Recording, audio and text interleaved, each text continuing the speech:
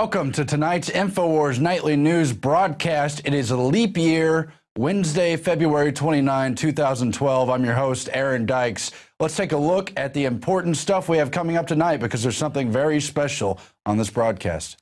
Are Russia and China ready to strike back against the United States if a conflict ignites in Iran? Tonight, father of Reaganomics Paul Craig Roberts joins us to talk about the risky business of U.S. foreign policy in Iran and the shadow war in Syria. Then, our whole world has become a giant experiment by mad scientists. The exclusive debut of the brand new, long-awaited documentary by Alex Jones, New World Order, Blueprint of Madmen, premieres tonight in its entirety for PrisonPlanet.tv subscribers as Alex Jones turns the tables on fear. Government, not terrorism, poses the real threat.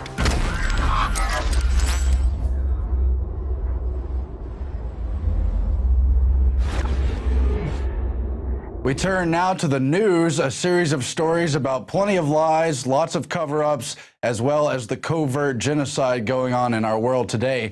First in that stack, Obama issues policy directive exempting American citizens from indefinite detention, but skeptics fear future administration could still incarcerate U.S. citizens under the NDAA. That's Paul Joseph Watson's report. Referring to the White House and the fact sheet they released on the new presidential policy directive, explaining the administration would not like to use the kidnapping provision against American citizens, even though it asked for it. Section 1022 does not apply to U.S. citizens, they say, and the president has decided to waive its application to lawful permanent residents arrested in the United States, states the White House fact sheet and a link to the PDF. But what's really going on here? You've got a president who tells nothing but lies, and they're trying to cover up for the heat they're going to get for the NDAA, which is totally destructive of the Bill of Rights, of our country itself and the Constitution and everything we stand for. And there's been a whole host of these lies, all to make sure people don't get upset at Obama and this Congress for putting this stuff on paper and writing. Remember, the Patriot Act was a big controversy, even though it wasn't stopped. Why isn't the NDAA being talked about more? Well, it finally is. You've got states revolting and saying they won't go along with the kidnapping provisions. You've got Virginia almost signing into law the nullification of the NDAA. It passed through the House. It passed through the Senate. It's going through reconciliation now. Other states are looking at that measure. Now, just remember where Obama's been on this NDAA issue all along. First, there was the deception that it did not apply to Americans. That turned out not to be true.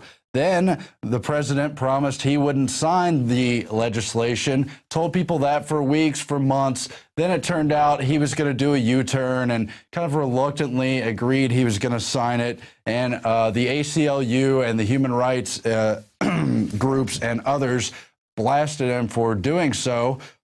Then there was when Carl Levin came out and said, well, we only added the kidnapping Americans provision to the bill because the Obama White House asked us explicitly to do so. They already had the language in the bill that would have exempted Americans and sidestepped that, but instead it was added at the request of the White House. Now, what is the White House? Who is the president anyway? Does the buck really stop with any one man voted into White House? Not since they passed the 1947 National Security Act under Truman, who made that quip about the buck stops here. In fact, it opened a back door to a lot of the globalist policymakers at the CFR and the other groups, including Trilateral and Bilderberg, who really have been coordinating our world government rise and the destruction of the United States for many years. That's why it's so dangerous. These executive orders, sometimes known as presidential policy directives, and a host of other names. You can look up how that name has transformed. But at any rate, Obama has lied repeatedly about the NDAA. When he signed the bill on New Year's Eve, when nobody's looking, when he knew the world was out partying and not many people were covering it, although we were here at Infowars, he still said, well, in his stunning statement, I've reluctantly signed this bill, but I'm not going to use it against Americans. I don't like it. I find it repugnant, but I signed it into law. And now here they are again with this executive order saying it doesn't apply to Americans. Well, how is that going to stop future presidents, whatever may be the intentions of Obama. So this stuff continues to be extremely dangerous. You cannot believe what Obama says, and it really looks like he's just pandering to civil rights groups and a lot of his leftist base as the election year comes up to make sure it doesn't become a bigger issue. And as I mentioned already, as many states look to nullify that repugnant law. Now, in other news, professor says prevent interspecies genocide, reduce current human numbers. And this is a Colorado State University professor, Philip Cafaro, in his Climate Ethics and Population Policy document. You can see it here on the page, Virtue Ethics and the Environment, and it's all about how to fight global warming, how it won't be enough to just slow population growth. We're going to have to reduce current numbers. Now it's somehow okay to kill people. It is past time to acknowledge the immense injustice toward other species represented by climate change, he writes, and other human assaults on the biosphere. The professor goes on to say, oh, he's a professor, you've got to listen to him, and to reform our environmental ethics and behavior accordingly. Going on in other parts of the document, ending human population growth is almost certainly a necessity, but not sufficient to prevent the catastrophic global warming change. Indeed, significantly reducing current human numbers may be necessary to do so. In other parts of the document saying, in fact, reducing human population may be necessary. In other part of the document saying, the question of coercion may not be avoidable forever. And we always knew the climate change thing was going there. We always knew that it was just another branch of eugenics as that entire model went underground, absorbed environmental movements to achieve its policies. Al Gore's entire thing with global warming and climate change and the inconvenient hoax that he crafted was all based on Club of Rome documents from the 70s and that larger eugenics question they've been pushing since the late 1800s. So it's no surprise to see that this is going here, but there's another deception hidden in there, that you always have these professors and ethicists telling us why we have to kill people. Only yesterday it was in the news how university professors in Australia say it's okay to kill newborns up to the age of 3, that infanticide is okay because abortion has already been accepted. All this stuff just to make us hate ourselves and think humanity is a menace and be convinced of that. Total deception, like everything else. Turning now to another set of deception and lies, the TSA issue, as Steve Watson has a report on the government now saying TSA scanners are safe. But actually, it's just a regurgitated old report with old info. TSA head Pistole, a known liar, testified that the report would present new findings. In fact, it didn't. That report's linked in our report in PDF form from the Department of Homeland Security's Inspector General, concluding that backscatter radiation machines deliver, quote, an extremely low dose of ionizing radiation below the acceptable limits, just as they changed the acceptable limits for Fukushima and radiation on that issue. And they go on to quote Johns Hopkins studies again, even though Johns Hopkins came out and said those studies were misrepresented. You've got the NIST studies that the Department of Homeland Security and TSA cited. NIST said those studies were misrepresented. You had the big Janet Napolitano USA Today article where she came out and said body scanners were safe, citing the NIST. That was all lies and propaganda, and it goes on because there was a report back in 1998 where they found that these kind of body scanners would increase cancer deaths somewhere on the order of 100 per year. And remember, there is no safe radiation. Hospitals and so forth, dentist offices, at least adhere to some safety measures. Who knows if even that stuff is safe, but you've got the TSA not taking those measures, and you never know what exposure level someone's already going to be at. People are more at exposure for risk to cancer from radiation than others, so you don't know what's a risk factor in reality. Then you've got the other lies on the TSA because there's so many. They're always lying just to make sure they get in these police state measures and you go along with it and shut up and stand in line and go through the radiation machine. You got the Daily Mail in June 28th of 2011, last summer. Can TSA scanning machines give you cancer? New fears after the claim government is covering up clusters of disease among airport workers. That's at Boston Logan Airport, one of the first, if not the first, to implement the body scanners. And the Electronic Privacy and Information Center, also known as EPIC, did a study, found that Homeland Security and TSA were lying, they were obscuring, they were covering up the dangers, and that they were, quote, not being forthcoming with the public about the true extent of the radiation risk. You've got the ongoing reports about the cancer clusters allegedly linked to radiation exposure with those workers and how they publicly mischaracterized all that. And again, citing the NIST studies. You've also got the Paul Watson report, cancer surges and body scanner operators. TSA launches cover-up.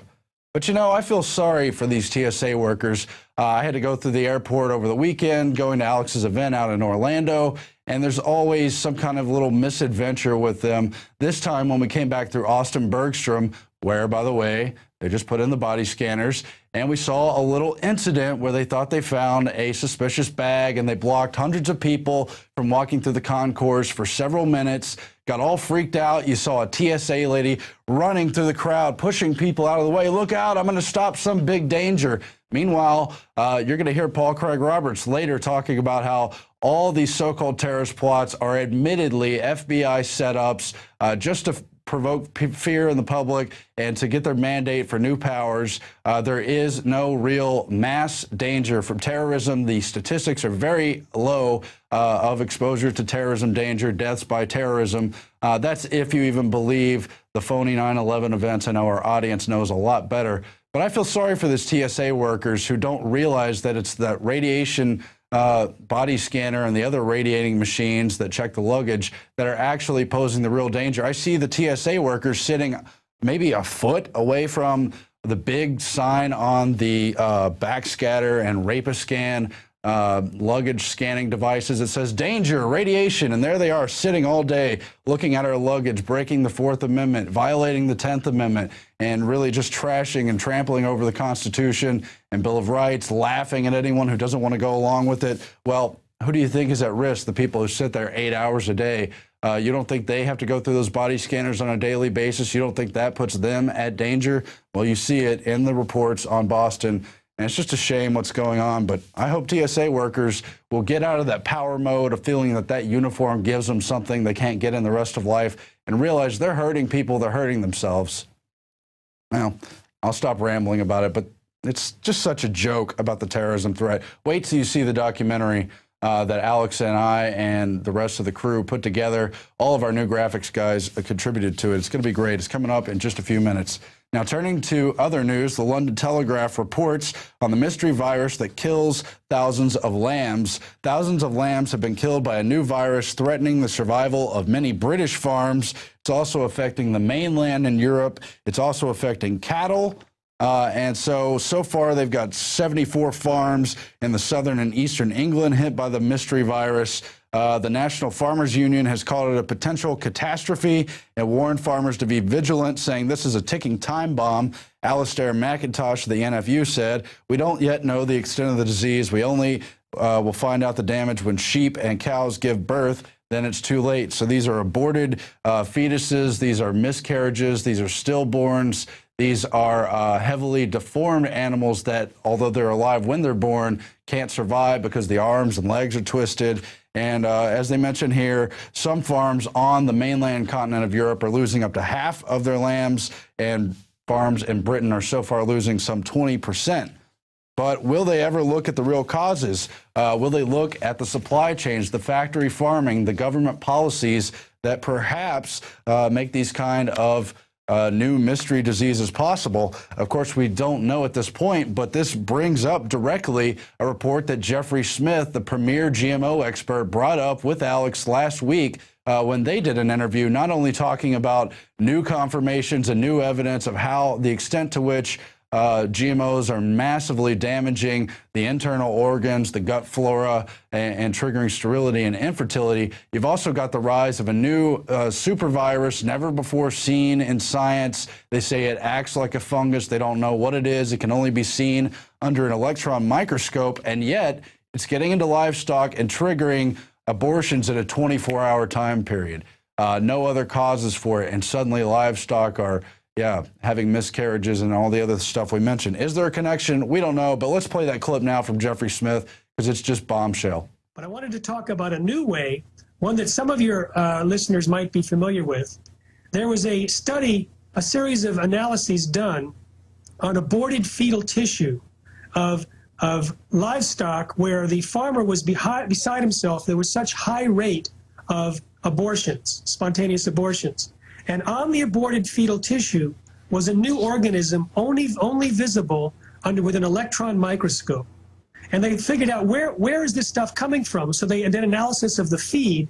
And when the feed was treated with Roundup, either it was Roundup Ready crops or products that had Roundup sprayed, there were high concentrations of this organism and high concentrations on diseased plants that are known to be getting disease because of Roundup. What is it? They took this organism and they exposed it to a pregnant chicken. It killed the fetus in 24 to 48 hours. Now, this organism has never been discovered before. It's completely new to science. It's the size of a virus. It operates, it looks like a fungus, and it appears to be everywhere, but in high concentrations around diseased plants and infertile animals and animals that have spontaneous abortions. So a letter was written by a senior researcher, by a professor emeritus, in fact, Professor Dr. Don Huber, who had decades of study and was an expert at Roundup effects. He was also on a military group that evaluates the threats of outbreak of disease, both natural and man-made. And in his letter to Secretary Vilsack of the USDA, he said this is an emergency. He pointed out that there is widespread infertility among animals, that there might be a human link, of course, and that Vilsack should not approve Roundup Ready alfalfa because that would only increase the exposure of the population to Roundup at a time when we need to put money now into investigating whether this organism is causing the problem and linked to Roundup or GMOs. He sent that letter on January 17th, privately to Secretary Vilsack. It was leaked onto the internet, so that's why I can talk about it. He was finally called weeks later by someone from the USDA. He gave them the names of the researchers, and the researchers have not yet been contacted by the USDA, and that was over a year ago. Let me stop you. Turning now to Ron Paul news. He met with Ben Bernanke today at the House Financial Services Committee during his semi-annual visit, and Ron Paul once again grilled Bernanke, the head of the Federal Reserve, asked him about inflation and confronted him, do you buy your own groceries? Do you see the inflation for yourself? The official government statistics show only about 2% inflation. But Ron Paul points out here in the clip we're about to watch that the old CPI, the Consumer Price Index, and how the old way of measuring it shows prices actually going up at 9% inflation rate. But he says whatever percentage you want to agree on, we are losing the value of the dollar, and it's the Federal Reserve's policies that are doing it. And he has a great clip here, but what's not in that clip is we are witnessing today the end stages of a grand experiment, Paul said, adding the Fed's control over the nation's monetary supply has directly caused economic bubbles and all but destroyed the purchasing power of the dollar. And then you turn to Bernanke news from today, also from that same appearance in the House Financial Services Committee, and it's hopeful news about how the S&P is growing, even though he's not signaling for more stimulus. Well, in fact, they're basically doing QE3, whatever they decide to call it publicly, whether they ever admit it. But you see in the reports that were posted on Drudge and other sites how Bernanke dashed hopes for further monetary stimulus, how the market is far from normal, but they hope for increases, but the gas prices will temporarily surge and push up inflation, reducing the consumer's purchasing power, and about how people are upset about the end of free money that's actually helping to further debase our economy.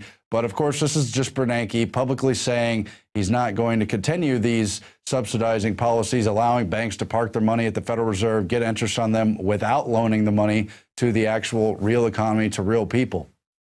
So with those financial issues in focus, we turn now to the clip of Ron Paul confronting Ben Bernanke in the House. Mr. Bernanke, if you don't mind, would you tell me whether or not you do your own shopping at the grocery store? Yes, I do. Okay, so you're aware of the prices. But, you know, this argument that the prices are going up about 2%, nobody believes it. You know, and the old CPI says prices are going up at 9%. So they believe this. If people on fixed incomes, they're really hurting. The middle class is really hurting because their inflation rate is very much higher than the government tries to tell them. And that's why they lose trust in government. But, you know, this whole idea about prices and debasement of currency, if you loan me $100 and in 2 years from now I gave you 90 back, you'd be pretty upset.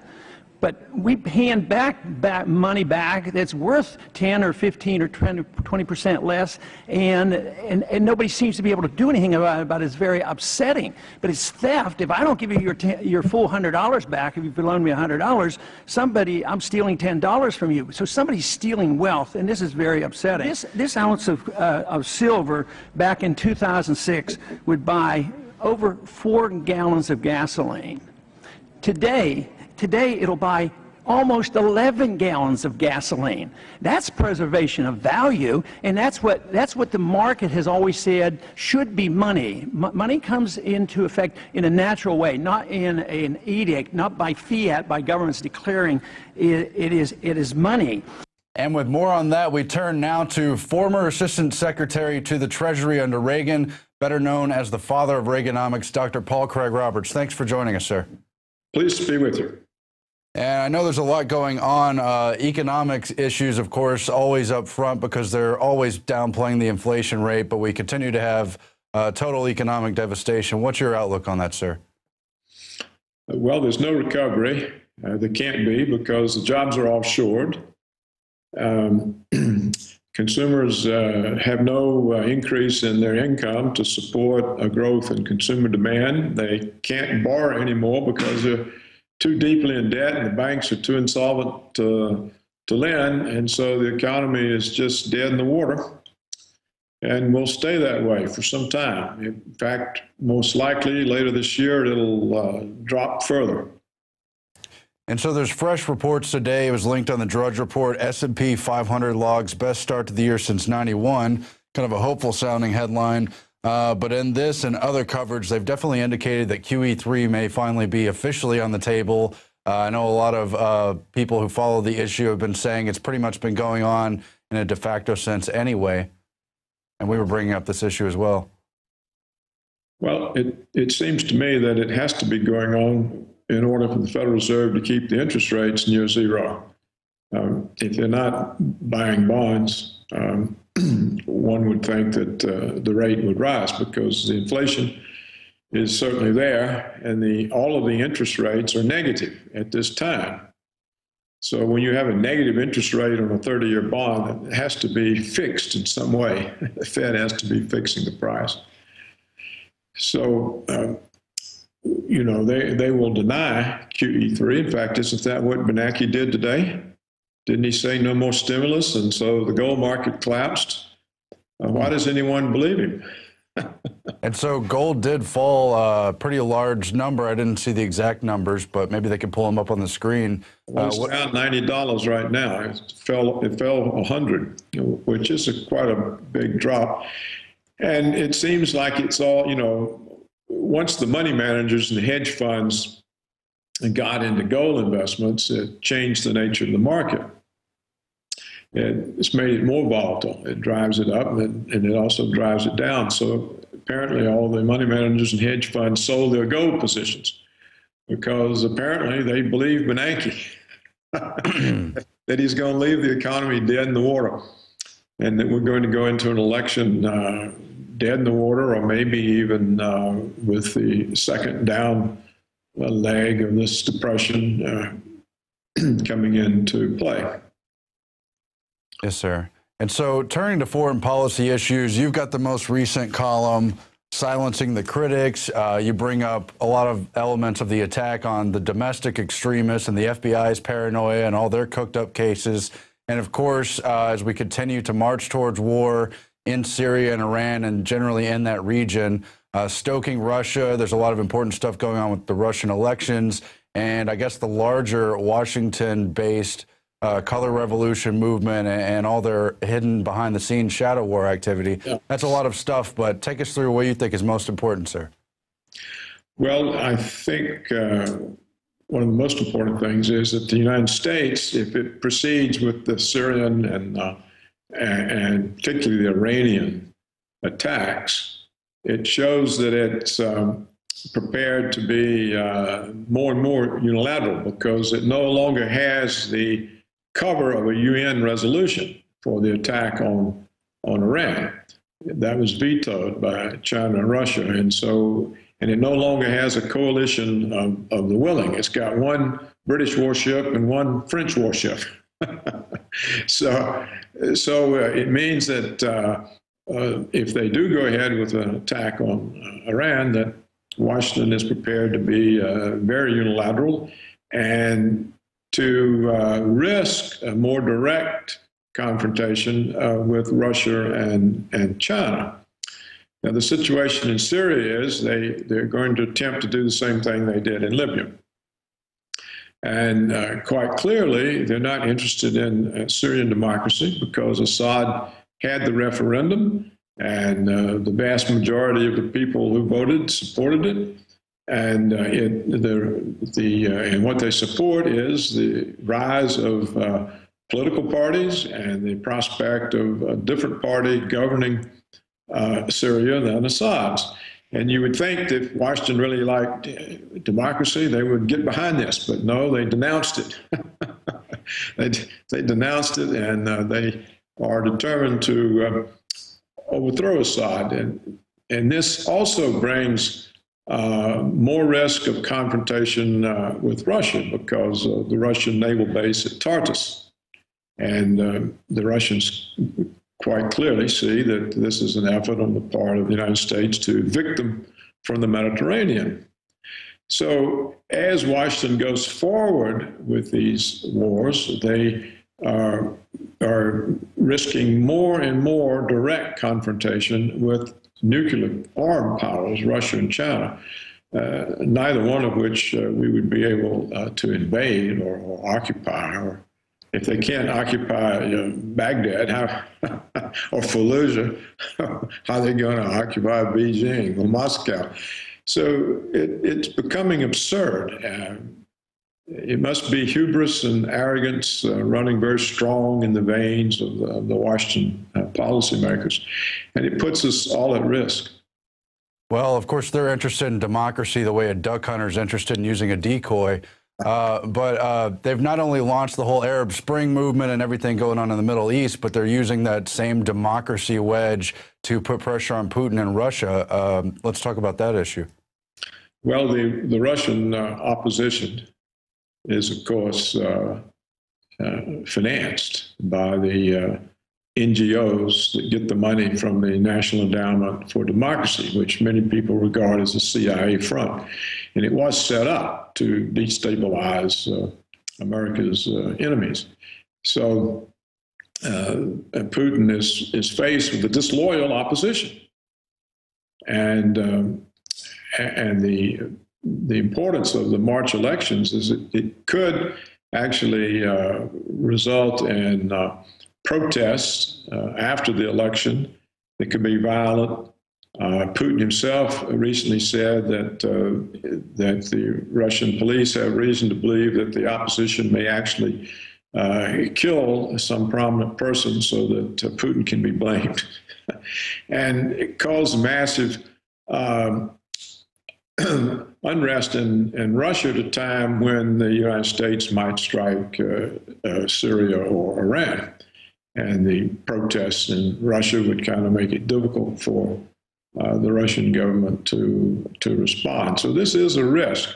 No doubt the Israelis are pushing for some sort of attack just after the Russian elections. And clearly they're hoping to tie Russia's hands so they can launch that attack and hopefully take advantage of them. How much does this have to do with oil and China's kind of burgeoning empire, and how much does it have to do with the larger grand chessboard? Yes, I think it has a great deal to do with trying to deny China independent access to oil. That was the reason for the overthrow of Gaddafi. China had very large oil investments in eastern Libya, where the revolt began. And China has very large investments in Iran and gets, between 20 and 30% of its oil from Iran. And this, of course, was the policy that the United States used against Japan in the 1930s. It saw Japan a rising power, and so it cut Japan off from oil and strategic materials and rubber, and Pearl Harbor was the result. So they're trying the same thing with China. They want to be sure that China doesn't have independent access to energy, or not much independent access. They can't do that to Russia because it has so much energy.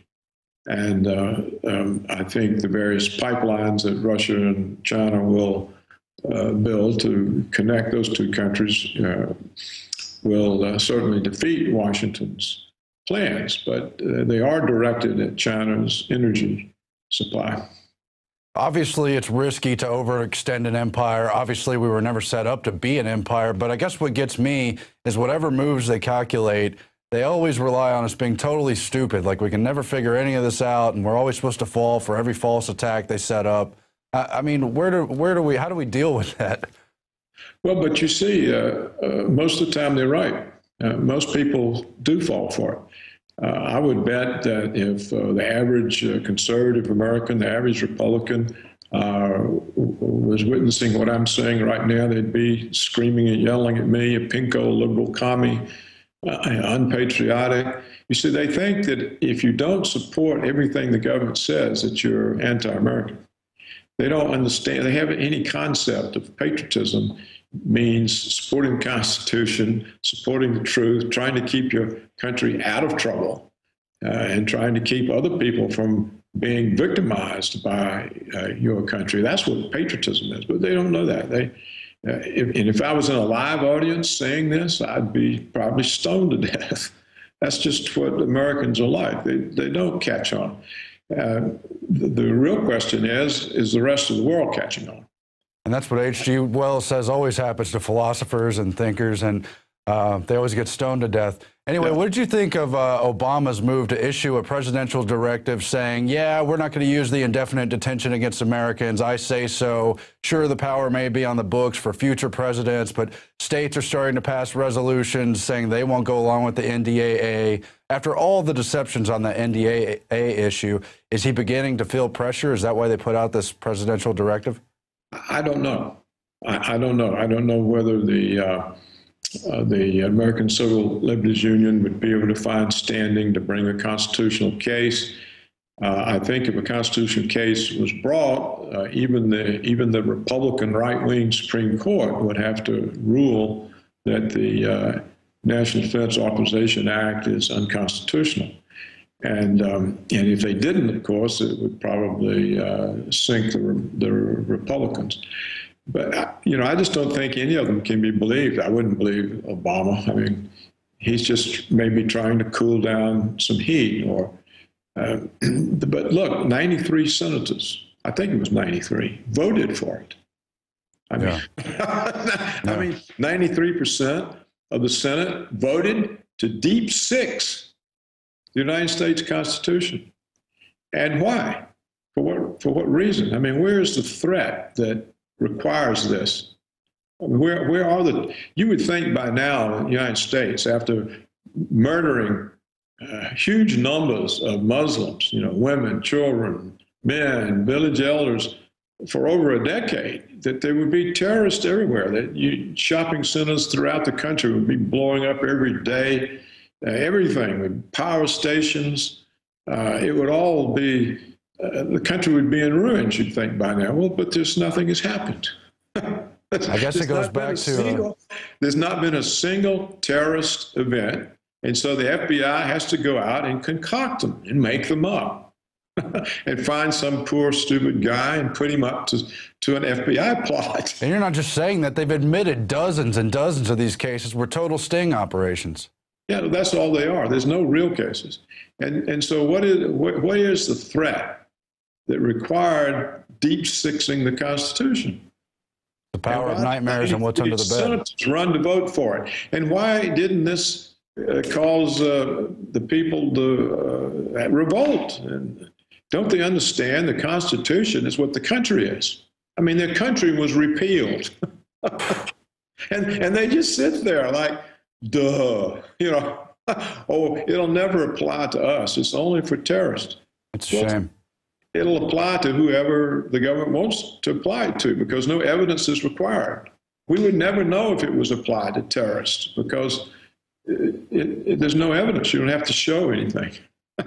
It's a shame, though, because the Patriot Act was horrible. It was also doing away with large sections of the Bill of Rights and Constitution, but there's at least a debate about it. It was a public controversy to the general public, even if nothing was changed or stopped. But the NDAA, it's been all this game of smiling and pretending it's not going to happen. I guess that kind of crocodile style of attacking in politics. Well, I don't know what else to say about it other than the country was stolen, because the country is the Constitution, and stolen by a handful of people in Washington. And why? What is the real agenda? It can't be terrorism. There's just not any. I mean, we can say, oh, well, the Taliban are terrorists. They're killing our troops, but we're occupying their country.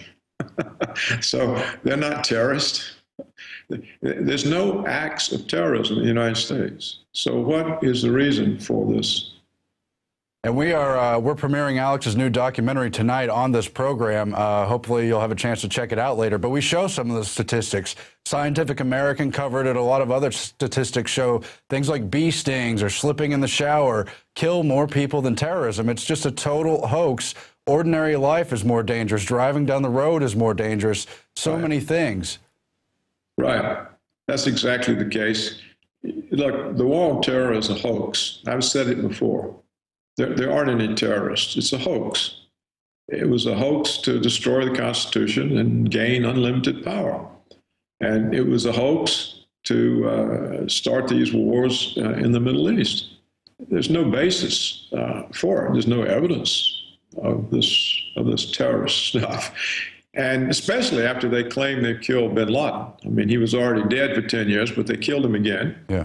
So if Al-Qaeda is such a pathetic organization that it leaves its mastermind in a house, unarmed, with no troops, no guards, and 2 women to protect, then obviously it's not a threat. Al-Qaeda couldn't possibly be a threat if that's how they protect the mastermind, the leader, the most dangerous man on earth, Rumsfeld told us, or Cheney, or both of them. And obviously, the organization doesn't even exist. I mean, but I guess you take a questionable staged death to cover up for questions of providence and questions of birth, and that whole thing with Obama and his birth certificate, a whole nother issue. But well, I think the whole thing was done. Of course, it was a hoax. It was done to boost Obama in the polls, so the Democrats would not challenge him for the nomination. Mm-hmm. You know, he was so low down that some of the Democrats were talking about running somebody against him in the nomination for, in other words, not just give the sitting president the nomination. So I think it was done to boost his standing and to stop any challenge from within the party. Now, of course, he doesn't really have a challenge from the Republicans because they mass such a collection of dopes, idiots, that nobody would vote for them. I mean, clearly Obama will win re-election. I mean, unless something just dramatically terrible happens. Paul Craig Roberts, for years you didn't have your own website. You appeared on so many other great Patriot websites. I want to make sure people have a chance to check out your work at your blog. Tell them where it is and how often you're going to be posting content there. It's paulcraigroberts.org. That's simple. It's that simple. And all of my columns for the last 10 years are posted on it, and some other things. And I tend to write a good deal, although I haven't the last week or so. So there's almost always something on it, something new. But there's enough there. I mean, you'd have to read for a long time to get through all of it. Yeah. Well, we appreciate you joining us, and we appreciate your work as well, of course. Thank you, sir, and we will talk to you in the future. Look forward to it. And we'll be back from break, but after that, we will be premiering the new documentary, New World Order, Blueprint of Madmen, Alex's latest documentary. It's going to be right here for PrisonPlanet.tv subscribers. It'll be out there for the public later on, so we'll hope you stay tuned and watch that. It's 40 minutes long. Thanks, and good night.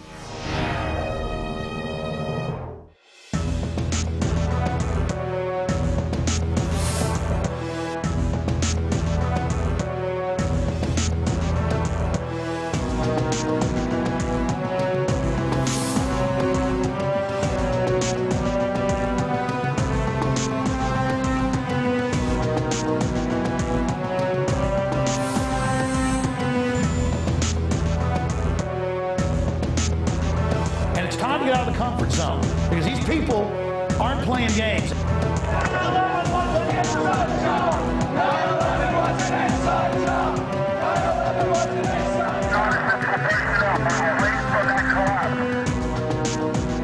We're going to organize. Humanity's going to come together. We are swinging muskets here, toe-to-toe with the globalists. They're bloodied. We're bloodied. It is absolute total war.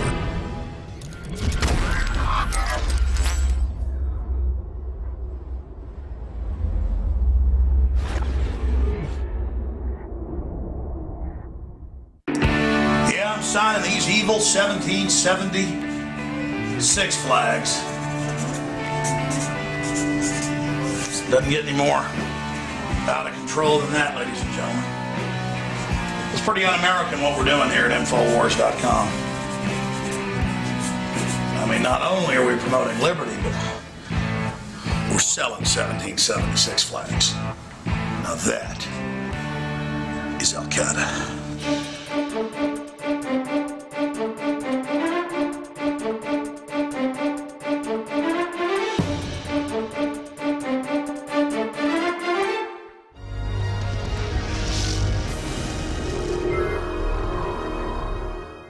And we are back from break. As we mentioned at the top of the show, this is a special episode of the Infowars Nightly News because we have a very special debut premiere tonight here for you for PrisonPlanet.tv members. But first, we turn to today's daily quote, and it is, "The majority rule only works if you're also considering individual rights, because you can't have 5 wolves and 1 sheep voting on what to have for supper." That's Larry Flint, essentially reflecting many of the quotes of the Founding Fathers, including Benjamin Franklin and others who talked about 2 wolves and a sheep voting for what's for dinner under quote-unquote democracy. Now, what you're about to see is a 40-minute special documentary titled The New World Order, Blueprint of Madness. And this was the special premiere that audiences, the sold-out audiences, I might add, saw in the past week in both Orlando and Dallas, Texas. It was an accompaniment to Alex's speaking event, The Blueprint to Defeat the New World Order. First, highlighting how crazy and out of control their own plans, and most of all, this hoax. It totally turns the tables on the hoax of terrorism because statistically, historically, factually, reading between the lines, looking forward to history, it is government and those who control government who are the real threat to humanity. It is not the hoax threat of terrorism, of Osama bin Laden, of Al-Qaeda hiding in every closet and under every bed. As a mass threat, it's totally ridiculous. You're going to see that in statistics in just a few moments. But it's also got humor that I know a lot of people have seen because we posted it on the website. Alex portraying one of these empowered citizen snitches working for Homeland Security, trying to find a terrorist. Is there a terrorist? Are they in a coffee shop? Are they using cash to conceal their identity? Are they using the internet or a proxy server? Are they having some sort of transportation suspicious activity? Do they have a model airplane hobby? All these things and so much more. Wearing Levi's has been considered by our government for decades now to be suspicious activity, potential right-wing extremist activity, potential Al-Qaeda activity, potential left-wing or animal rights extremist activity. No, it's just Americans. You've got people with political voices. You've got people who are returning veterans. Yeah, they may have their issues because they're serving in illegal wars and they don't feel good about it, but you want to brand them, demonize them, and tell them you might lock them up under the NDAA while you tell everyone else there's nothing to worry about with the NDAA. It's ridiculous, and we're here tonight to shatter that myth, to show you how government just in the 20th century has killed over 262 million people by governments, by dictators, through the swords, through guns, through starvation. And that's just getting started because that dangerous power put in the hands of centralized government has been further wielded by the special elitist powers who have a greater agenda for world government, for this corporatist dominance of the entire earth, for a return to neo-feudalism. And they seek now not to kill hundreds of millions, but billions through their covert war strategies, through the through the age-old act, I might add, of siege, using food and water as a weapon, putting chemicals in there, the effects of GMOs as the elite themselves avoid them like the plague, and how, just by mentioning it, they've brought back the Black Death plague, and how eugenicists for centuries have advocated bringing back the Black Plague. I'm rambling here. You know many of these issues of the dangers we face. It was outlined in the masterpiece film Endgame and their whole strategy there and what they're trying to accomplish. But here, we're just simply trying to expose that myth. I hope you enjoy this film. It's going to be out for the public soon to share with everyone, to try to warn them. But for those of you supporting this broadcast who've signed up as subscribers, thank you so much for making this possible. We feel your support out there. We know you're engaged in these issues, concerned about what direction we're going. So watch this for yourself, become reinvigorated, and share it with everyone. Everyone. Just get this film out there. And so this is Alex Jones's new film, New World Order, Blueprint of the Madmen. And damn, are they crazy.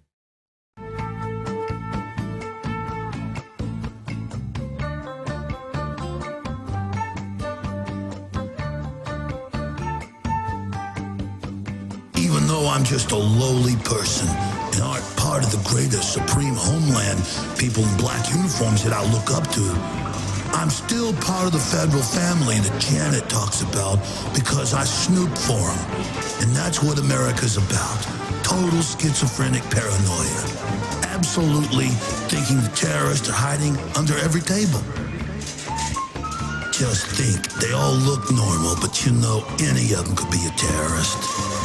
Don't trust the public. Only trust Janet, Big Sis Napolitano, and Homeland Security. That's what I've learned, and that's what I do.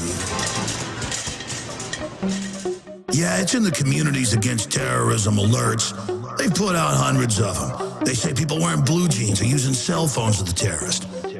I work at a local internet cafe, coffee shop, and it told me that there were people doing stuff like trying to have privacy or using voice over IP or communicating through PC games.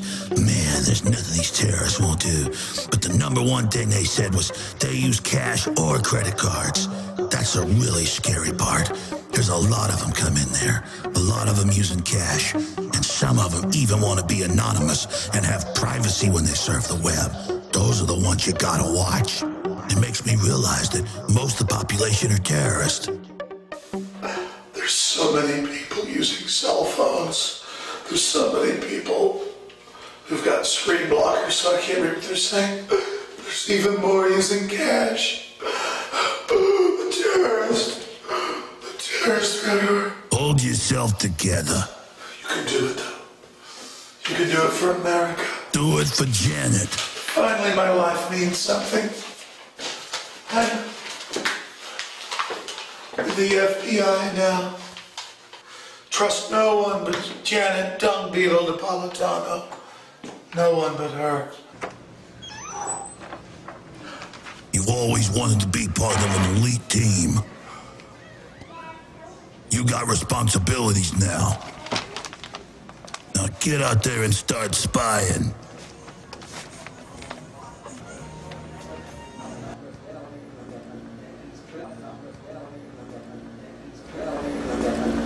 We have a large house blend, please. All right, let me get that for you. Oh yeah, he's definitely one.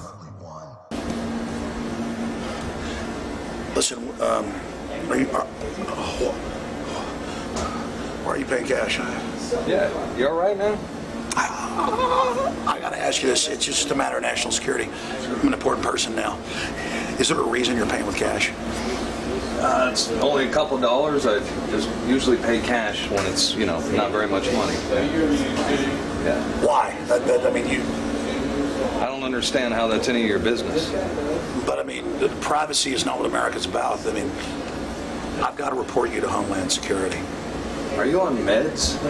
No, this is the new Homeland. I mean, the TSA sticks their hands down your pants. I mean, I just think you're acting kind of weird. I just want a cup of coffee. All right, yeah, and I mean, with the inflation, it's actually $5 for a cup of coffee. Do you have some more money? I get a cup of coffee, just regular. It's like Sure. a medium. Sure, medium. Anything else? I'll get a cookie too. You'll get a cookie? All right, sure, I'll get that for you. It's a cookie. My God, there's a lot of terrorists. Hold on a minute. Can you pay with a credit card, please? I don't know if I have enough in my account, so I'm just going to pay cash. Actually, I have a couple 20s here, so I'm just going to give you a 20. Is that cool? Oh my God, they're everywhere. Oh, hold on. I gotta get myself together. I'm Jack Bauer.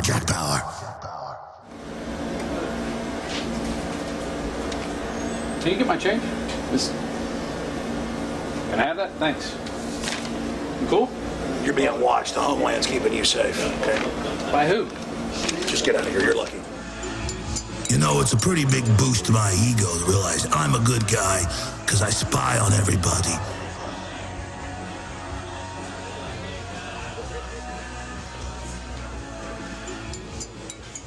There he is. Oh, he's dangerous. You can tell it.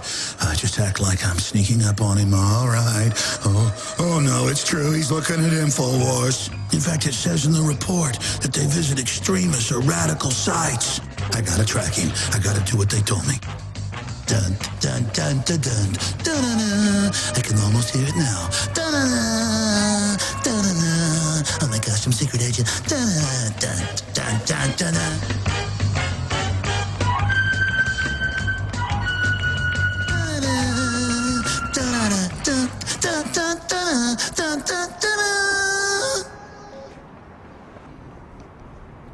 Oh man, I'm brave. I'm just like those guys on TV. Yes, FBI. I've got him. He bought coffee with cash, and he was using a proxy server to search the web. Yes, I've got one of them. He's definitely a terrorist. The dramatization that you just witnessed is absurd. And it's even more absurd because it reflects reality in this country and worldwide today. We are 10 years into the biggest hoax in human history. The threat of terrorism. It is an irrational fear. It is a psychological compulsion that's been engineered into people. Either you are with us or you are with the terrorists. Global terrorism. Terrorism. Evil terrorists. Al-Qaeda is still a threat. Many Al-Qaeda groups or Al-Qaeda inspired groups. Homegrown threat. Terrorist threat. Attacking our homeland. When you really pull back from a non-emotional perspective and look at this through a historical lens, you see what a hoax it is. The only thing we have to fear is fear itself. Nameless, unreasoning, unjustified terror. It is absurd. It is ridiculous that the land of the free, home of the brave, is gripped in abject fear, groveling and begging for the government to take our rights, launch wars, engage in secret arrest. Trillions of dollars have been spent in the last decade on anti-terrorism. Our entire society is converting to a domestic police state, drones in the skies, TSA sticking their hands down your pants, putting you in ionizing radiation chambers, the naked body scanners. But the system knows that it's a fraud. The system itself is actually engaging in terrorism. The truth is, government and its corporate whore media is using this hyped up threat to actually terrorize the population into giving up our basic liberties. And let's not forget that the former head of Homeland Security, Tom Ridge, a few years ago, even wrote a book admitting that they would issue terror alerts for political gain. Let's read the UN's own definition of terror that is very similar to the FBI's. Criminal acts intended or calculated to provoke a state of terror in the general public. There it is, hidden in plain view. Governments are saying, give up your rights, give us unlimited power and taxation, get behind all these wars for empire, or terrorists are going to get you.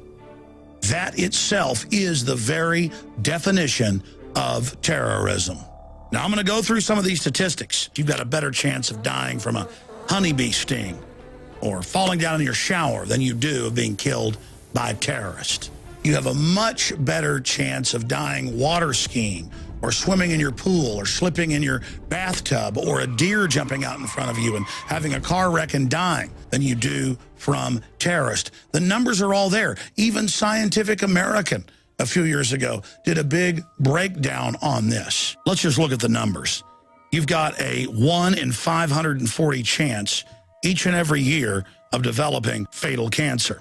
If you look at the wars launched in the name of fighting terrorists, in the case of Iraq, the Iraqis had a 1 in 1,150 chance of dying. Let's look at traffic accidents. In the year 2008, you had a 1 in 8,000 chance of dying in a car wreck. Homicide in the United States, you had a 1 in 22,000 times chance of dying. Let's take terrorism in Northern Ireland during that entire conflict from 1970 to 2007. You had a 1 in 43,000 chance of being killed. If you take all terrorism in the United States from 1970 to 2007, you had a 1 in 3.5 million chance of being killed by a terrorist. And remember, many of those terrorist attacks were actually staged or provocateured to take your freedom. We're not just going to show you the fake threat of terror. We're going to show you the real threats to human society. And we're going to expose the #1 killer of human beings in the last 100 years. This information that you're about to see could save billions of lives. And in every case, these threats flow from the global technocratic elite and their scientific dictatorship. Is that gas? And it's not just that the elite are a threat to the general public. I've analyzed this thing from one end to the other. They're the greatest threat to themselves. But wasn't that the case with Hitler turning east into Russia, or Napoleon, or even Julius Caesar? It's the fact that they're so arrogant, so filled with bravado and chutzpah that they think they're God. These control freaks are going to bring themselves down, and all the rest of us with them, if we don't wake up and stop them. Of all the real proven threats to humanity, none of them have killed as many people as government itself. In academia, it's known as democide. But notice, you've probably never heard that, even if you went to college. And you've certainly never seen it on the news or on the Discovery Channel.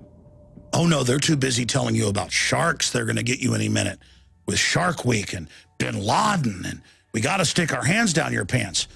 No, you never hear about democide. And it's proven, it's on record, that governments have killed over 260 million people. It's a giant number. So big that it's even hard to grasp. That is the #1 cause of unnatural death in the 20th and now 21st century. And if you look back at the eons before that, it was always #1. Look what George Washington and many others said. Government is like fire. It is a dangerous servant and a fearful master. You bet it is. 260+ million dead. Democide. When your government kills you. To put democide into perspective, it would take 10 sports stadiums, jam-packed with 100,000 people apiece, to represent 1 million souls. China From 1949 to 1987, the Communist Party killed 76+ million people. And they even admit it. They're proud of it. The USSR, from 1917 to 1987, killed over 61 million people. Combined Western colonialism killed over 50 million people. Germany, under Hitler, from 1933 to 1945, killed more than 20 million people total, including their own population. Japan, during its imperial orgy, from 1936 to 1945, killed 5+ million people. Before Mao even got into power, from 1923 to 1948, they killed right around 3.5 million. And good old Pol Pot in Cambodia, funded by the U.S. government and Zbigniew Brzezinski, from 1975 to 1979, killed around 30% of his population, 2 million. Turkey, during their genocide of the Armenians, 1.8 million. Vietnam, 1.67 million. Poland, 1.585 million. Pakistan, 1.5+ million. Yugoslavia under Tito, 1,072,000. And the mega murder just continues. North Korea, 1.663 million. Mexico, 1,417,000. Russia, before the communists even got in, killed over 1 million. And it just goes on and on and on, for a whopping conservative total of 262 million. Governments winning the war against humanity. And let me just be clear. That's governments killing unarmed civilians. That doesn't even count military. If you add those in, it's well over 350 million. So democide, or death by government, is the #1 threat because it's already been carried out many, many times. And governments all over the world are engaging in mass murder right now.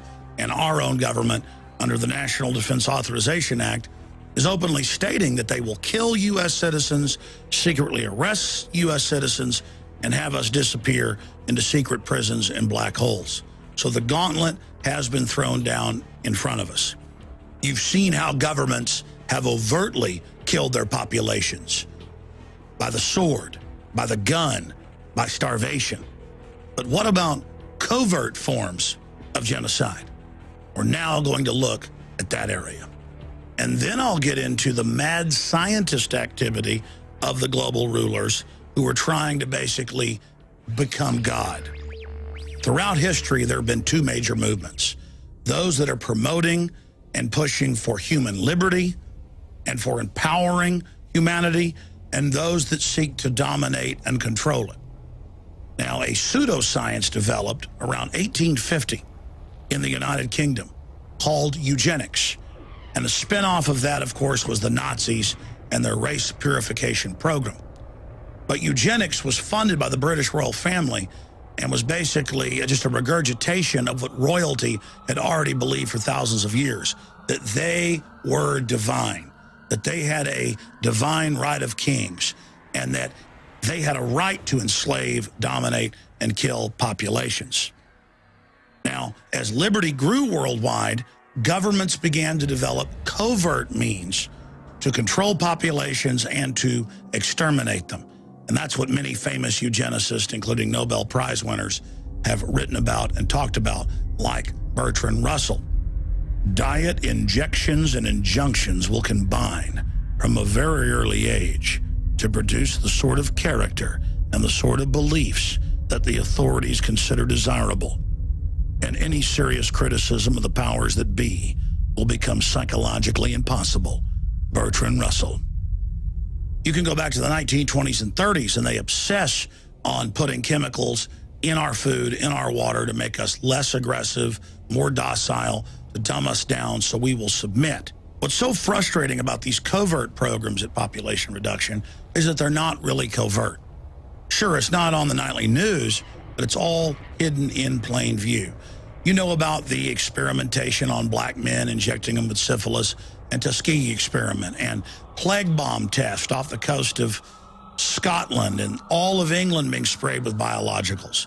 Or Henry Kissinger in the 1970s putting out U.S. policy, State Department Memorandum 200, that called for using food and war as a weapon to reduce populations in the third world.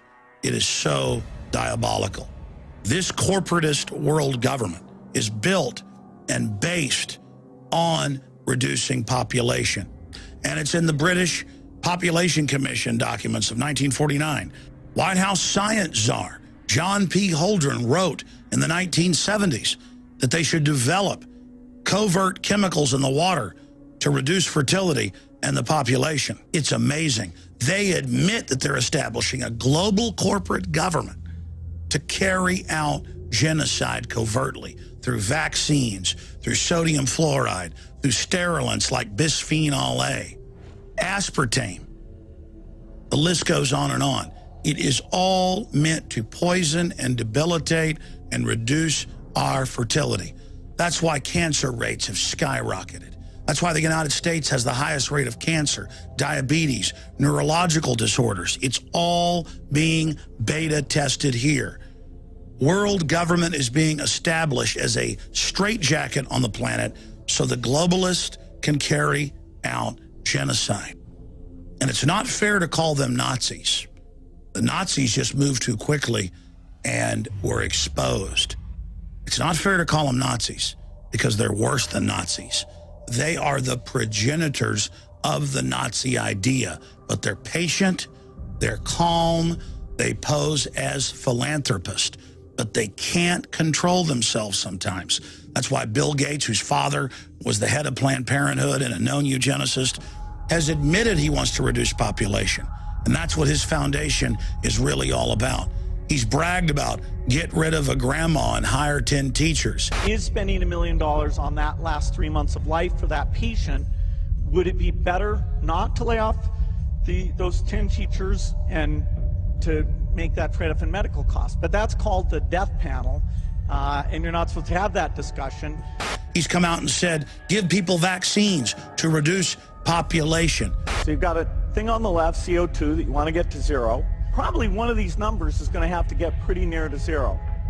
Now that's back from high school algebra, but let's take a look. First, we've got population.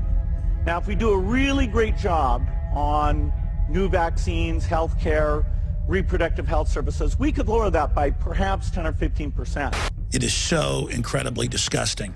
And he's now the #1 funder of GMO crops being developed across the world.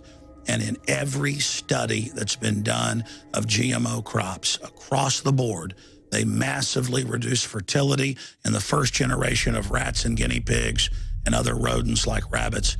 And within 3 generations, near total sterility and bizarre deformities, shriveled sexual organs, hair growing in the mouth. It is beyond bizarre.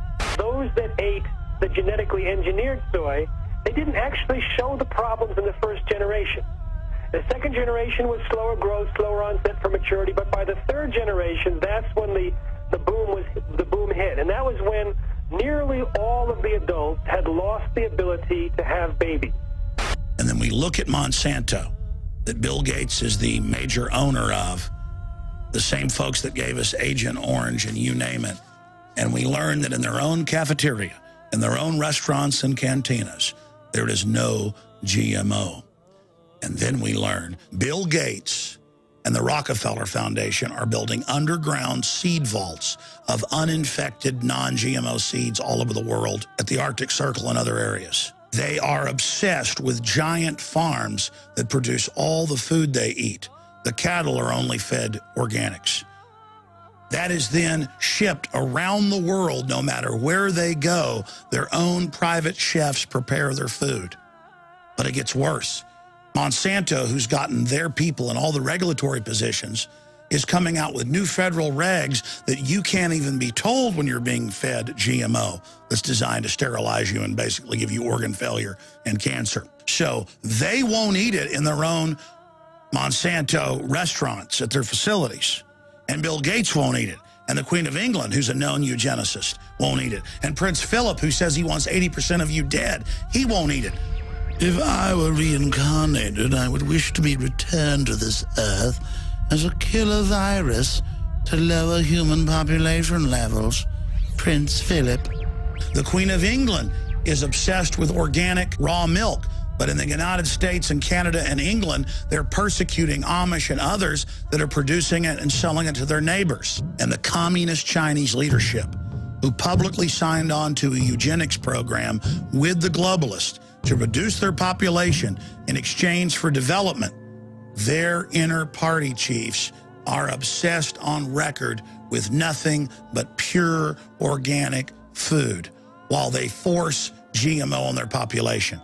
It is all about sterilizing the population and giving them cancer. And the graphs and the numbers don't lie. They are building Trojan horse fertility reduction, sterilants, and cancer trigger systems into all of the GMO and carrying out a covert genocide program. There are so many other examples of the elite poisoning us while doing everything they can to avoid their own garbage. But I'll give you just one more example here, and that's Germany.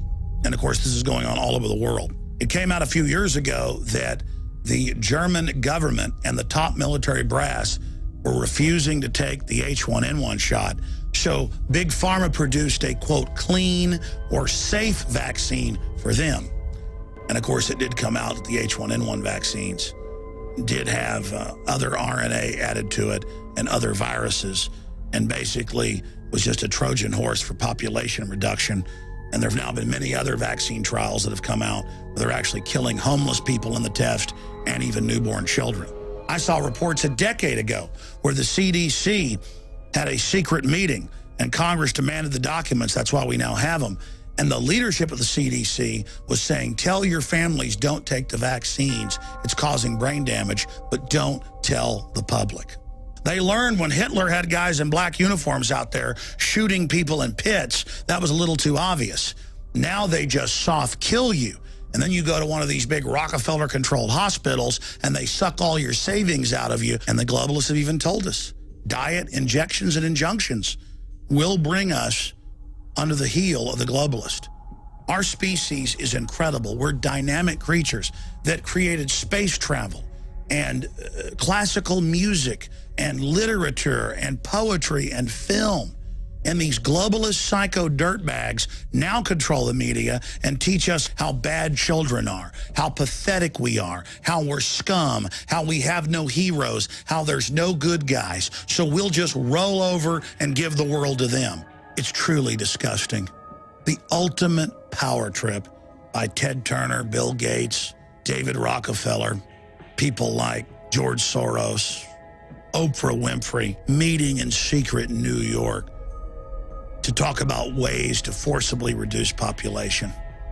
And then when the article did leak out, they tried to have it suppressed. That much money, that much power around one table. It begs the question, what were they doing? What were they scheming? Total world domination? This group, together for 6 hours, was talking about charity, education, emergency relief, global health. The very people that talk about how they want to kill us all day run the global programs to make sure our kids get extra vaccines and eat GMO. It doesn't get any more obvious. This isn't 2 + 2 = 4. This is 1 + 1 = 2. This is so ridiculously obvious. It was the eugenicist, population reductionist Adolf Hitler who said, the bigger the lie, the more people will believe it. And when I first read that as a teenager, I didn't understand it. But as I've learned more, I realize how true that is. Once you tell a giant lie from a position of authority, like David Rockefeller or Ted Turner or Bill Gates, and once the politicians and the general public go along with your lie, they've now all signed on to it. And they give power to the lie. Is there a connection with autism, for example? Well, Dr. Wakefield has been shown used absolutely fraudulent data. He had a financial interest in some lawsuits. He created a fake paper. The journal allowed it to run. All the other studies were done, showed no connection whatsoever, again and again and again. And so it's an absolute lie that has killed thousands of kids. And it's then very hard to reverse that lie because it's got so much momentum and such a great weight, because the public is taught that if they ever stand up to the lie, it'll bring down the whole house of cards. My friends, we need to bring down this house of cards. If it doesn't come down, we're ruined. Most of us are already walking dead. We were born being fed deadly fluoride. We had our IQs reduced. We were shot up with dangerous vaccines. We've been fed GMO. It's almost impossible to stay away from it unless you're some billionaire who has their own private farms and ranches and private chefs that fly around behind you, preparing your meals. The only way to defeat these people is to realize it is a big lie. It is a giant hoax, and to read their own arrogant statements. If a Black Death could be spread throughout the world, once in every generation, survivors could procreate freely without making the world too full. Bertrand Russell.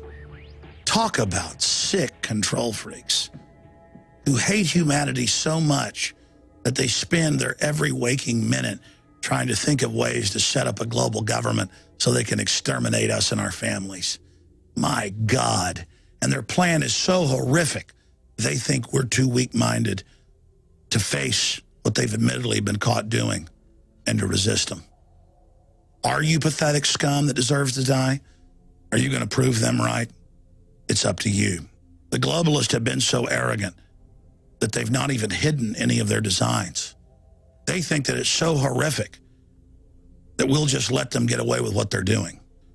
Are we smart enough to learn from history? Government is the #1 cause of unnatural death throughout all of human history. Government tends to be taken over by psychopaths who are completely ruthless.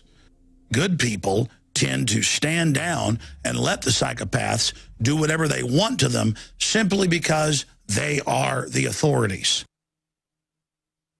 But the technocratic eugenics social engineers are not content to just soft kill the population. All across the Western world, from Australia to the United States, government-funded universities have been developing level 4 super weaponized viruses and bacteria that kill over 90% of the mammals that come in contact with it. That's more than 9 out of 10 people on your street dead. Weaponized airborne Ebola, weaponized airborne mousepox that can be designed for humans, weaponized airborne smallpox, weaponized airborne bird flu, weaponized airborne H1N1. Our own government dug up dead whalers who died of the Spanish flu that killed more than 40 million people. And they've dug up the original bubonic plague and replicated it. They've taken every disease ever seen in history and souped it up. And they're now developing massive storehouses of these weapons in the name of biodefense under the BioShield program and storing them in level 1, 2, and 3 facilities. Let me put this in layman terms. A level 4 bioweapons lab should be 3 floors under the ground, barbed wire fences, minefields, and machine guns, and a system that if the super germs get out, they pull a lever, alarms go off, and the whole place goes up in flames. But instead, the global elite are storing it in level 2 facilities like the University of Texas at Galveston behind a glass door with a swipe card right there in Petri dishes. And they're doing this so that when they release it to massively reduce population, they can claim it was an accident.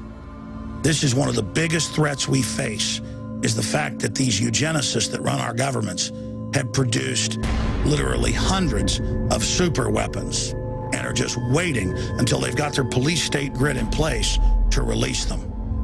There are countless other examples of government weapons programs that endanger our planet. You know about nuclear weapons. You know about systems that kill all the life but leave the buildings in place, like the neutron bomb. But then, of course, there's also race-specific bioweapons that people like Dick Cheney talked about in the PNAC documents. Weapons that kill certain racial types and leave everyone else alive. In fact, it's possible that a weapon could be released and only Asians would live, or a weapon could be released and only people of Northern European derivation would survive. or weapons could be released where only people of Semitic background are killed or people of Semitic background survive. These systems have been developed and are on record. But getting back into nuclear weapons, the Air Force has admitted they've been testing and trying to develop things like antimatter bombs that could actually destroy the entire planet. And yes, scientists at CERN have come out and said, well, there's a low probability that we'll create a black hole that destroys the Earth, or a strangelet, or a particle that sinks to the center of the Earth and then causes the planet to implode. My problem is this. The globalists have shown that they think they're God, but they're not. They're very reckless. They're full of bravada and chutzpah. And we now have hundreds of nuclear reactors in the world that are close to 40 years old or older, which are now literally rotting. And 9 out of 10 reactors are now reportedly leaking radiation. And the elite just doesn't care. You know, a great example of this was in the 1940s when they first tested the first A-bomb. Many of the scientists thought that it could ignite the world's atmosphere and kill the habitability of our planet. Thank God it didn't ignite the atmosphere. But the point is, they still went ahead with the test in their search for godlike powers. Now I am become death, the destroyer of worlds.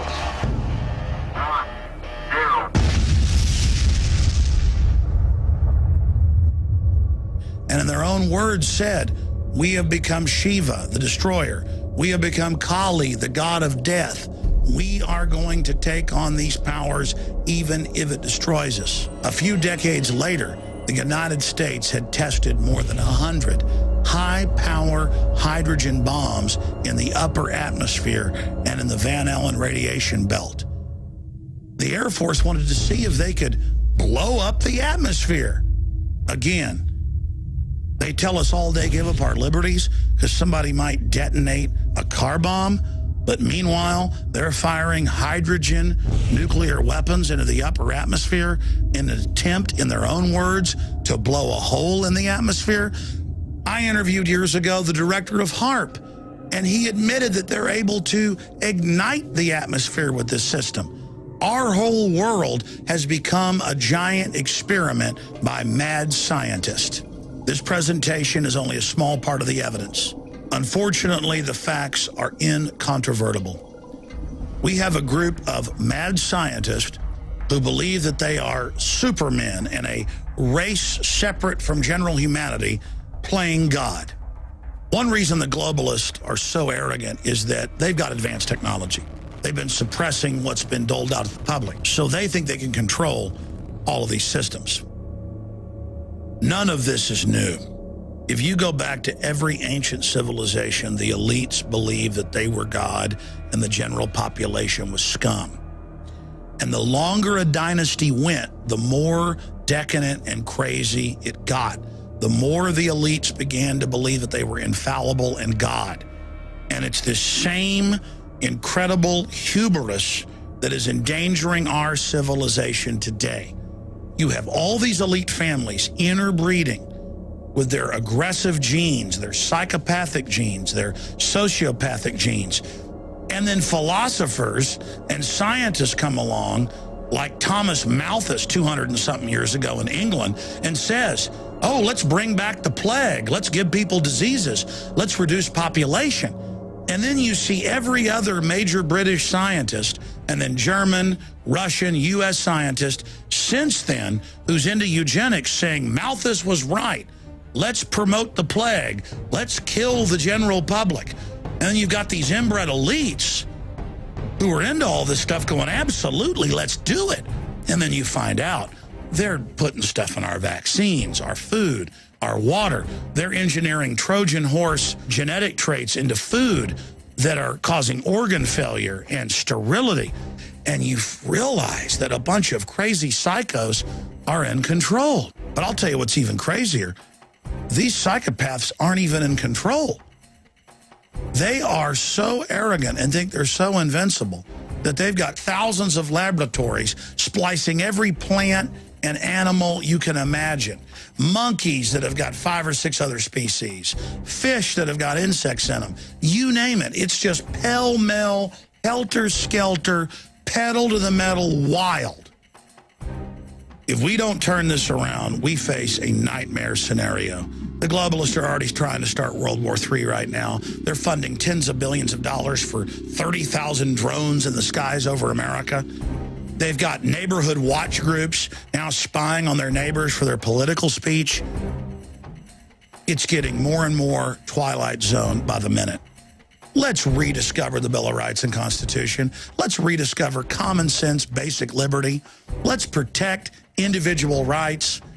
Let's get the globalist controllers under control.